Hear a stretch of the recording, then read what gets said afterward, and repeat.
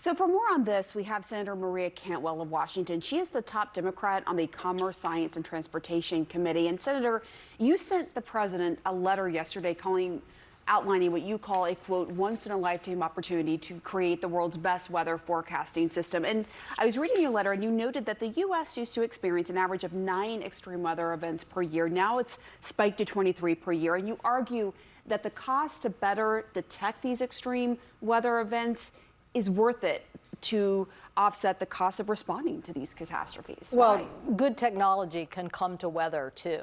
And that's what we need to use, is better technology to detect the storms. And as Derek was just saying, we know now that warmer temperatures are causing more precipitation, and it's causing storms to hold in a pattern, which means it's dropping an unbelievable amount of rainfall, which means it's causing unbelievable flooding.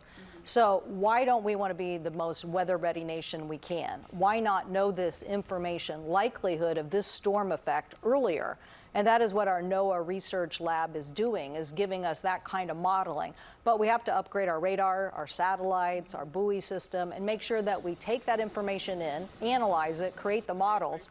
But their results already are showing you can give people hours and hours and hours of advance notice of this potential hazard instead of a few minutes. And the Trump administration says it is upgrading some of the systems. So what would you want to do that's different from what's already being done?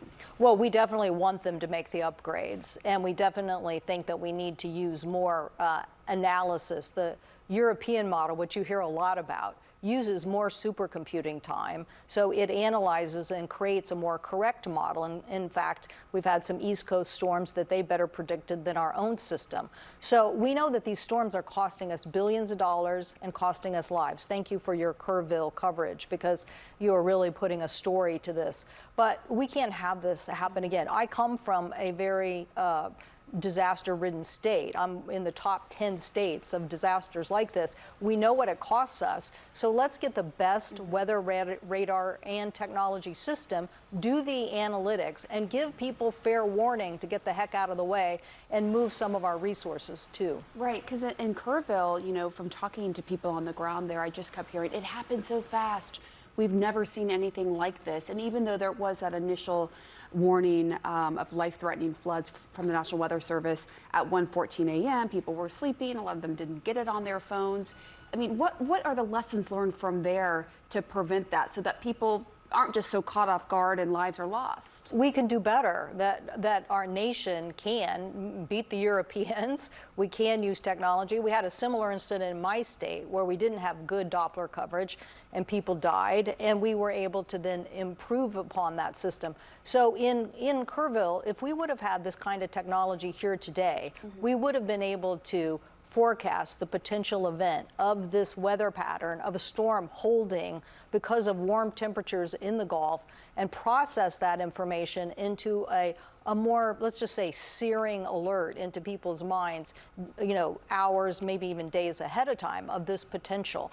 And obviously from this great technology, you can also produce a lot better mapping, a lot more analysis. We're a very mudslide tendon state because of this kind of precipitation and our hills, and it's a very dangerous environment. So Americans should have the best weather system. Right. Why not?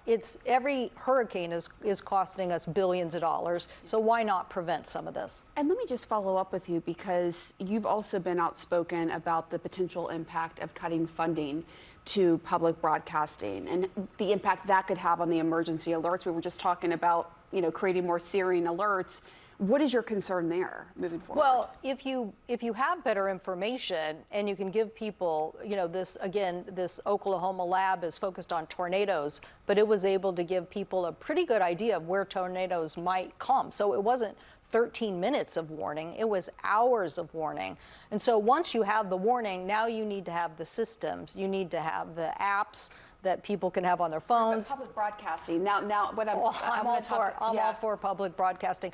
What people don't realize is that in very remote parts of my state and in the United States, there is no commercial use. So you do have a public system that is very valuable to those people, and you want that system to work. But I think in these kind of very remote areas, sirens and things of this nature are also helpful.